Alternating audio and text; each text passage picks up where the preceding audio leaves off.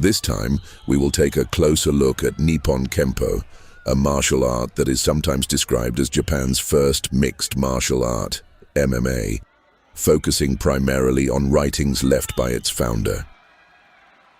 Nippon Kempo is a comprehensive unarmed fighting system that combines striking techniques, throws, joint locks, and grappling. Among its notable practitioners are Genshu Igari, who defeated 3 reigning Muay Thai champions in Thailand.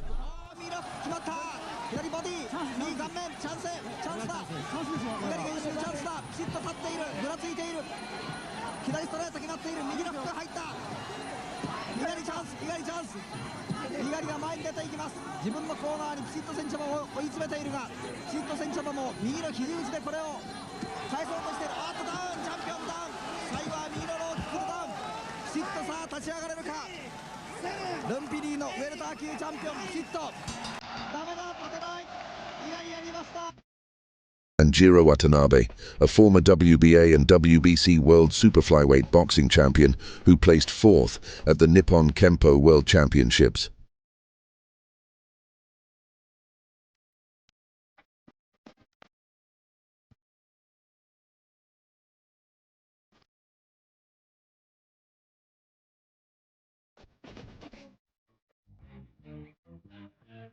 Due to its practical effectiveness, elements of Nippon Kempo have also been incorporated into the combat training of the Japan Self-Defense Forces.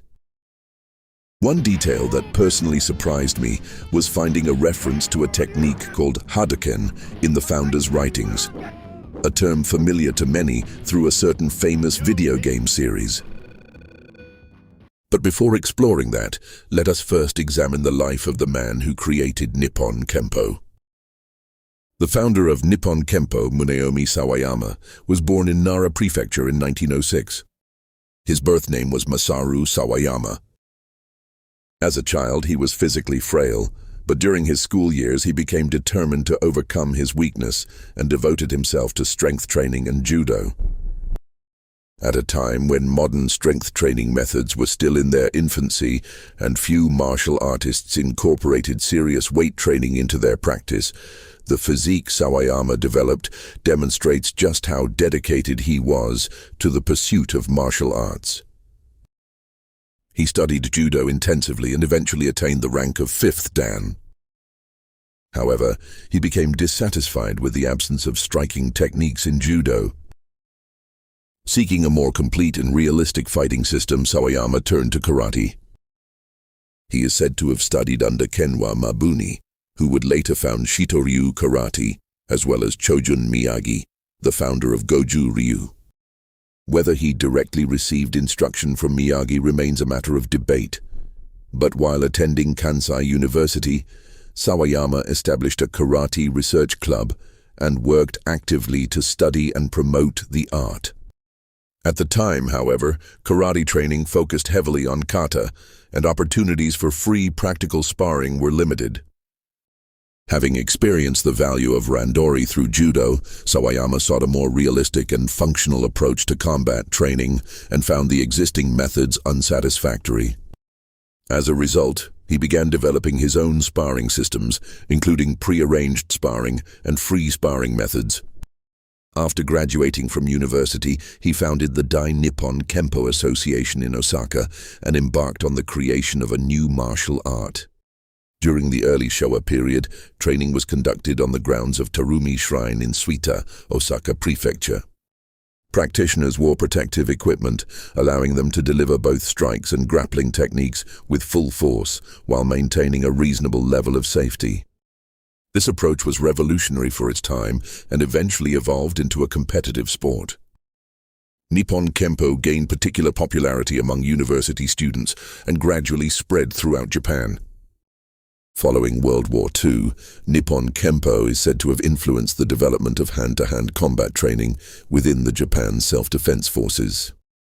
It has also been suggested that the art was introduced overseas through personnel connected to the United States military stationed in Japan. Sawayama regarded Nippon Kempo as an all-around martial art. It integrated striking, throwing, and joint-locking techniques into a single system, and he sometimes compared it to a modern, safer version of the ancient Greek combat sport of pankration.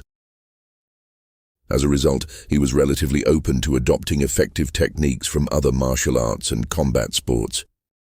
As the art underwent repeated technical reforms, the emphasis on ground positioning and grappling gradually diminished, and modern Nippon Kempo eventually became more striking-oriented.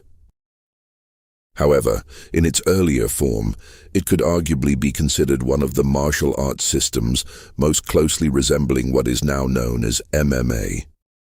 In 1975, Sawayama was diagnosed with lung cancer. After nearly 2 years of battling the disease, he passed away on September 27, 1977, at the age of 71. Unlike many founders of martial arts schools from his era, Sawayama is not surrounded by legendary tales or mythical exploits.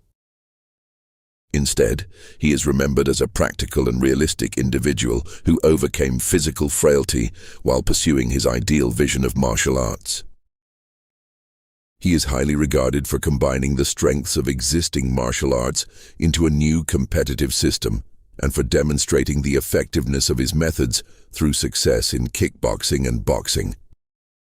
Nevertheless, despite its achievements and participant base, Nippon Kempo remains relatively unknown in Japan outside its practitioners and combat sports enthusiasts. In contrast, Shorinji Kempo, which also developed after the war, gained much greater public recognition through proactive organizational management and promotional efforts. In terms of popularization and public outreach, Nippon Kempo has fallen significantly behind. So what exactly was the Nippon Kempo that Sawayama created? Let us examine it through his own writings. The defining characteristic of Nippon Kempo is the use of specially designed protective equipment that allows practitioners to engage in free sparring while maintaining safety. At a time when even controlled sparring was often considered unconventional in Japanese striking arts, many of which emphasized techniques that were not actually landed, this concept of full-contact sparring was revolutionary. This training method, known as Ran-Geiko, free practice or free sparring, became the core of Nippon Kempo training. Because Ran-Geiko involves intense exchanges of strikes, it may appear rough and violent at first glance. However, the protective equipment significantly reduces the risk of serious injury. Practitioners can employ powerful kicking techniques, throw opponents to the ground, and even follow up after a takedown with relatively little danger of causing severe harm. This emphasis on both realism and safety is one of Nippon Kempo's most distinctive features. Furthermore, the very idea of using specialized protective gear for both punching and kicking techniques was groundbreaking in the history of combat sports. According to Sawayama, if one traces the origins of martial arts far enough into the past, early fighting methods did not clearly distinguish between unarmed and armed combat. Instead, they consisted of a practical collection of techniques designed for survival and effectiveness in real combat. He also speculated that ancient humans lived in environments far harsher than those faced by modern people, and therefore possessed superior physical capabilities and greater fighting prowess. Because hand-to-hand combat has existed alongside humanity since ancient times, forms of unarmed fighting can be found throughout the world. However, according to Sawayama, anyone seeking the roots of Japanese unarmed combat must first examine the history of sumo. The oldest known account appears in the ancient chronicle Kojiki. When the heavenly deities of Takamagahara sought the transfer of the land of Izumo, a contest of strength took place between the gods Takamikazuchi and Takamina-Kata. The Kojiki describes Takamikazuchi seizing Takamina-Kata's arm and crushing it as easily as a young reed before throwing him to the ground. Sawayama suggested that this technique bears similarities to what would today be called a joint lock or submission technique. Another famous episode is the match between Nomi no Sukune and Taima no Kehaya during the reign of Emperor Suinin, traditionally regarded as the 11th emperor of Japan. According to legend, Sukune defeated Kehaya by kicking him in the solar plexus and then crushing his ribs. This ancient form of combat, known as sumai, is said to have been very different from modern sumo, functioning instead as a fighting contest centered on punching, striking, and kicking. Traditional writings on sumo etiquette state that the ancient methods of the sumaiite consisted of 3 techniques: thrusting, striking, and kicking. Even the name Kehaya is said to derive from the speed of his kicking techniques. Sawayama believed that ancient sumai possessed many characteristics resembling modern Nippon Kempo. Matches of that era were reportedly conducted within an enclosed area marked by 4 pillars connected with sacred ropes. The arrangement bears some resemblance to a modern boxing ring. The fact that early Nippon Kempo official matches were also held inside a ring is said to have reflected an awareness of this similarity to ancient sumo. Because sumo at the time was a brutal, unarmed combat sport, serious injuries and deaths were common. As a result, reforms emphasizing safety, technical refinement, and proper etiquette gradually transformed it into the sport of sumo known today. According to Sawayama, the techniques preserved within warrior society were subsequently handed down through systems of taijutsu and jujutsu. Sawayama further noted that historical records indicate that Chinese boxing methods from the Ming dynasty were introduced to Japan during the early modern period. Honcho Bugei Shoden recounts the tradition that the Chinese immigrant Chen Yuanbin came to Japan and influenced the development of Japanese jujutsu. From this perspective, Sawayama concluded that the origins of Nippon Kempo cannot be traced to a single individual or school. Rather, they emerged from the universal human instinct for combat, combined with a long historical process in which native Japanese sumo, warrior martial traditions, and boxing cultures imported from the Asian continent gradually merged and evolved. Sawayama also explained that Honcho Bugei Shoden records how practitioners such as Fukuno Shichiroemon, Isogai Jirozaemon, and Miura Yojiemon further developed the methods associated with Chen Yuanbin, and that these innovations later spread throughout numerous schools of jujutsu. The guiding principle of this tradition was yawara, yielding or flexibility. Instead of opposing force with force, practitioners sought to avoid unnecessary conflict, remain calm and composed, refrain from attachment to outcomes, and respond to changing circumstances with serenity and adaptability. For this reason, Sawayama argued that the boxing art introduced by Chen Yuanbin was likely a form of soft method boxing connected to the Chinese Wudang tradition, and that its philosophical principles went on to exert a significant influence on the development of Japanese jujutsu. A similar tradition of pugilistic combat also existed in the West. In ancient Greece, boxing and wrestling were practiced as competitive sports, while the event known as pankration permitted striking, throwing, joint locks, and chokeholds. In the modern era, the invention of boxing gloves in England allowed striking combat to develop into a practical fighting sport while greatly improving safety. Against this backdrop of global martial arts history, Sawayama believed that what modern Japan lacked was a practical, unarmed martial art in which practitioners could actually exchange blows. At the time, judo and kendo were already widespread throughout Japan. But martial arts centered on punches and kicks were virtually non-existent. Boxing had yet to gain widespread popularity, and karate was known only to a limited number of people. For this reason, Sawayama set out to create a comprehensive unarmed martial art that integrated striking techniques with throws and joint-locking methods. Rather than relying primarily on prearranged forms, kata, he introduced randori, free sparring conducted while wearing protective equipment. This system of armored free sparring became the defining feature of Nippon Kempo, providing a revolutionary training method that allowed practitioners to safely test whether techniques would actually work under realistic conditions. Sawayama regarded Nippon Kempo not as a simple revival of an ancient martial art, but as a modern and practical system created through the study of boxing and combat methods from around the world, combined with the traditional Japanese martial arts heritage of throws and joint techniques. The founding of Nippon Kempo in 1932 was therefore an attempt to revive and modernize Japan's long-declining tradition of fist-based combat and bring it into the contemporary age. Sawayama stated that the single most important factor behind the birth of Nippon Kempo was the establishment of a training method that allowed practitioners to exchange techniques freely. Unlike grappling arts centered on throws and holds, striking arts that employ punches and kicks are extremely dangerous when practitioners attempt to use techniques freely against one another.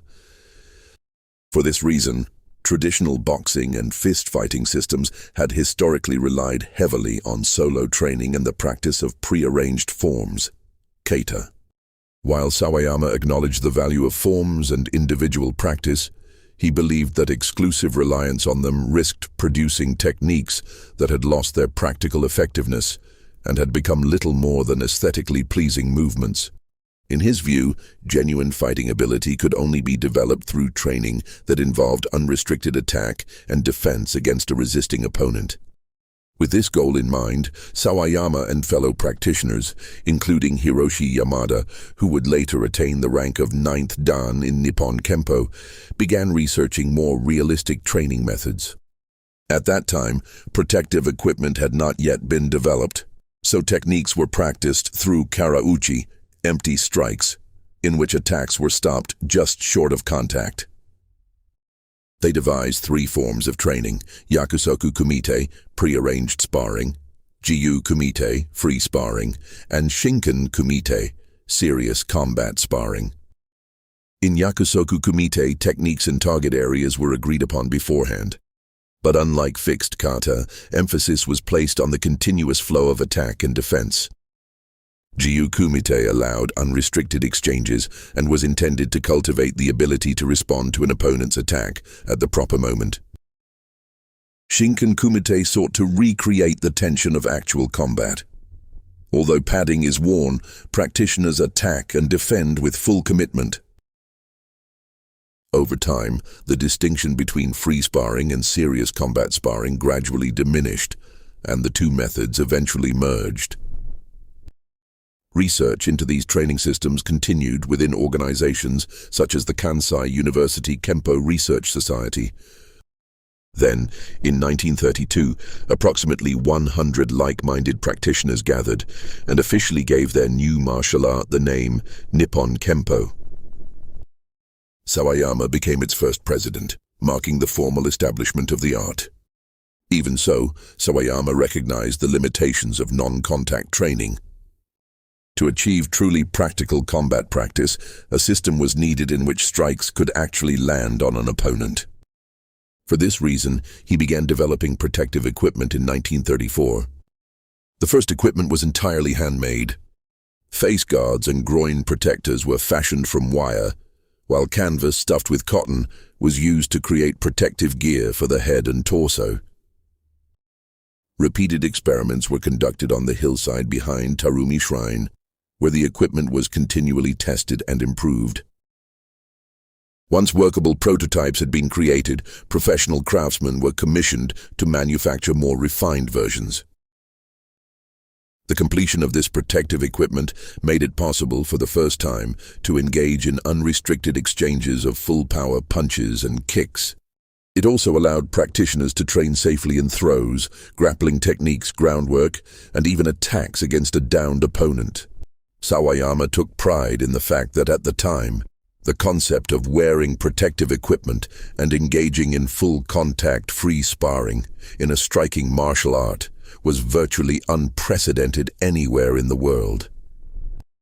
He named this new training method Ran-Geiko, free combat training. The term was inspired by a passage from Sun Tzu's Art of War. Though the battle may appear confused and chaotic, it must not descend into disorder. Sawayama believed that what appeared to be chaotic exchanges were in reality governed by an underlying order, requiring practitioners to adapt rationally to constantly changing circumstances. This adaptability, he argued, was the true essence of free combat training. Through the practice of Ran-Geiko, Sawayama gradually moved away from viewing classical forms as absolute.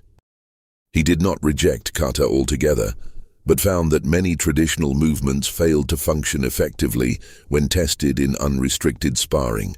Consequently, he sought to verify the principles found in classical military and martial texts through practical experimentation and scientific analysis, using the results to construct a new theoretical framework for Nippon Kempo. For Sawayama, Nippon Kempo was never merely the preservation of an inherited martial tradition. Rather, it was a modern martial art founded upon research and empirical verification. The study of combat with the fists, the creation of methods that allowed free exchange of techniques, the invention of protective equipment, and the establishment of an entirely new training system centered on Ran-Geiko. Sawayama further argued that Nippon Kempo could simultaneously function as a martial art, a sport, and a form of physical education. The distinction, he explained, lay not in the art itself but in the attitude and purpose of the practitioner. Drawing upon the Chinese concept of the Tao, way, he suggested that pursuing the way to its highest level makes it a martial art. Enjoying the way makes it a sport, and cultivating oneself through the way makes it physical education. Yet beneath these different approaches, the way itself remains one and the same. Those who study Nippon Kempo, he insisted, should never lose sight of this fundamental truth. Sawayama regarded muscular strength as an extremely important component of Nippon Kempo. However, by strength, he did not mean endurance, but rather the ability to generate explosive force in an instant. Whether in punching, kicking, throwing, or grappling, he believed that powerful musculature was indispensable. In fact, he argued that an ideal Kempo practitioner should possess enough strength to handle a weight roughly equal to his own body weight with one arm.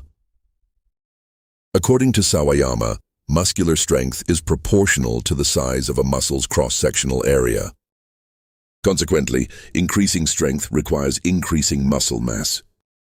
To achieve this, he recommended resistance exercises using equipment such as barbells and dumbbells.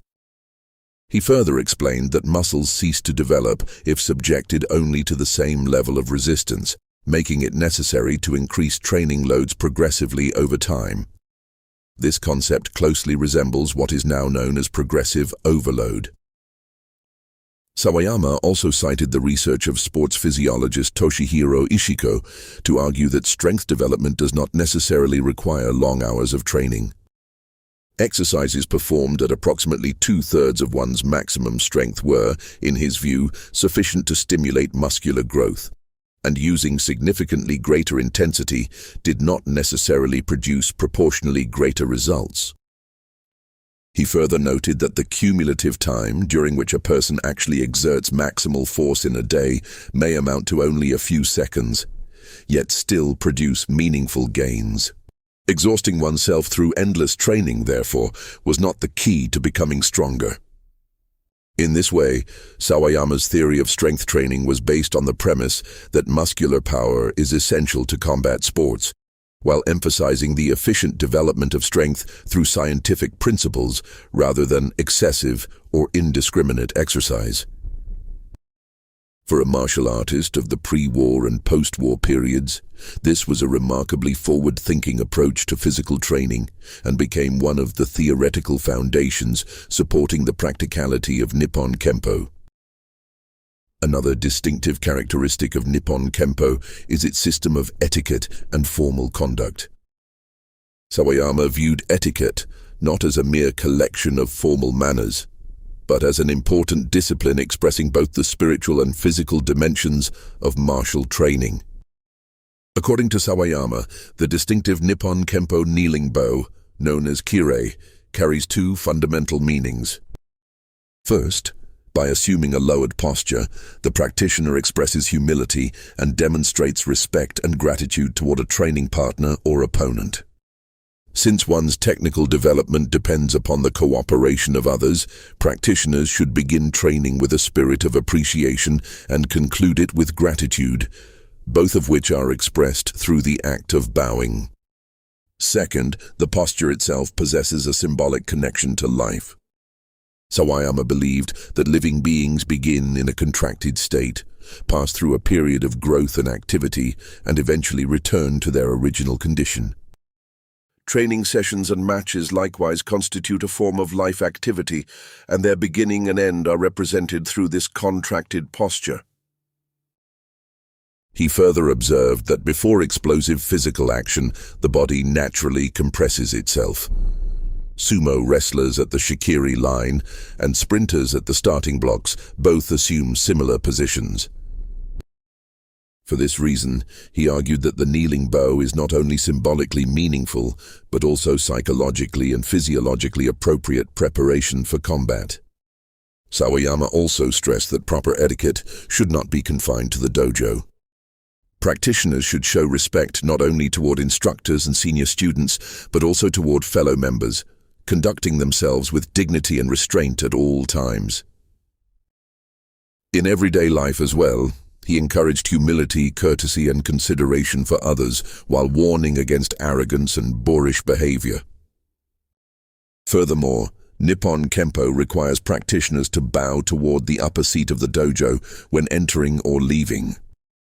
Sawayama emphasized that this act does not signify adherence to any particular religion. Rather, he interpreted the gesture as an expression of respect for one's ancestors and cultural heritage as a Japanese person.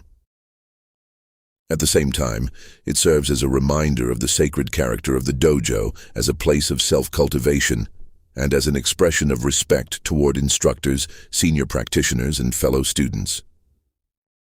In Sawayama Muneomi's view, therefore, etiquette was far more than a set of formal rules. It represented an integrated philosophy encompassing gratitude, humility, views on life, and the spirit of martial training. As such, it occupied a central place in Nippon Kempo as one of the foundations for the cultivation of character. Now we come to Hadouken. Even people with little knowledge of martial arts or video games have probably heard the word. It became famous through the Street Fighter series, where the protagonist, Ryu, launches a glowing blue projectile from a stance resembling the Mawashi Uke movement found in karate systems such as Goju Ryu and Kyokushin. Although the pronunciation and kanji are exactly the same, the Hadouken of Nippon Kempo does not involve firing balls of blue energy. So what exactly is Hadouken in Nippon Kempo? Sawayama introduced Hadouken as one of the technical theories he considered most important and original within Nippon Kempo. Among its various applications, he stated that the Gakken Hadotsuki, closed fist wave strike, was his own invention and represented one of the art's most distinctive methods of delivering powerful blows. According to Sawayama, Hadouken is not simply a matter of striking with arm strength. Rather, it is a method of amplifying impact by viewing the human body as a flexible structure composed of numerous interconnected joints and transmitting wave-like motion through those joints until it reaches the fist or foot. He compared the body to a metal chain. Just as a wave can travel along a chain, a wave can also travel through the human body. Sawayama further argued that waves are phenomena capable of generating tremendous force from something seemingly soft. Calm water is gentle and yielding, yet once waves arise, they can overturn ships. By applying this principle to striking techniques, he believed it was possible to generate tremendous destructive power from relatively small movements. He also maintained that two qualities are necessary for the successful execution of Hadouken: flexibility and toughness. Flexibility, particularly in the wrists and ankles, provides the vessel through which the wave can travel. Strength in the muscles and tendons forms the substance carried within that wave. Neither quality alone is sufficient. Flexibility without strength cannot transmit significant force, while strength without flexibility cannot generate the wave-like action itself. Sawayama further emphasized that the principle of wave motion is not limited to striking. Rotational and spiral forces generated through contact with an opponent can also be understood as forms of wave action and applied to joint locks and throwing techniques. In joint manipulation, for example, the centripetal force of a spiral movement can be used to control an opponent, while in throwing techniques, centrifugal force can be employed to disrupt balance and complete the throw. In practical training, he stressed that one should not focus solely on strengthening the wrist. The coordinated action of the entire body is essential. He regarded the kibadachi, horse riding stance, and the principle of suikanheiyo, dropping the shoulders and keeping the elbows close to the body, as ideal structural foundations. Through proper alignment, lower body stability and upper body force transmission become unified, allowing muscular strength, body weight, and neural activation to be concentrated efficiently into the striking limb. Sawayama also taught that Hadouken training is not about developing speed alone. The practitioner must first master correct form and learn to synchronize breathing with the application and release of force. At the decisive moment of impact, one's energy should be concentrated in the tanden, while the entire body's power is focused into a single point. In essence, Sawayama's theory of Hadouken was an attempt to move beyond the idea of hitting with muscular strength alone. Instead, the body should function like a whip or a chain, transmitting force through coordinated joint action, breathing, posture, and weight transfer. The goal was to produce maximum striking power through whole-body integration. For Sawayama, therefore, Hadouken was more than a striking method. It symbolized one of the central principles underlying all of Nippon Kempo, the efficient generation of power through the harmonious coordination of the entire body. Rather than being merely the founder of Nippon Kempo, Sawayama's true significance may lie in the unique answer he offered to the question, "What is martial arts?" An answer that challenged many of the conventions of his time. Sawayama rejected the blind worship of tradition and lineage. No matter how long a technique had been passed down, he believed it held little value if it could not function effectively in actual combat. As a result, he consistently evaluated martial arts through the lens of practical application. This outlook allowed him to transcend the boundaries of established disciplines such as judo, jujutsu, and karate, adopting useful methods wherever he found them. He also refused to explain martial arts solely through mysticism or abstract spiritual ideals. Instead, he studied muscular strength, body mechanics, and the principles of movement, seeking to understand and develop fighting ability through reason and observation. At a time when martial arts training was still heavily influenced by tradition, intuition, and notions of sheer perseverance, Sawayama was already exploring concepts that would later become central to modern sports science. His foresight was remarkable. Furthermore, Sawayama believed that techniques must be tested in practice. To that end, he established a system of protective equipment training that allowed practitioners to engage in relatively free sparring while maintaining safety. In doing so, he created a path for martial arts to be refined not merely through theory or forms, but through live application and continuous verification.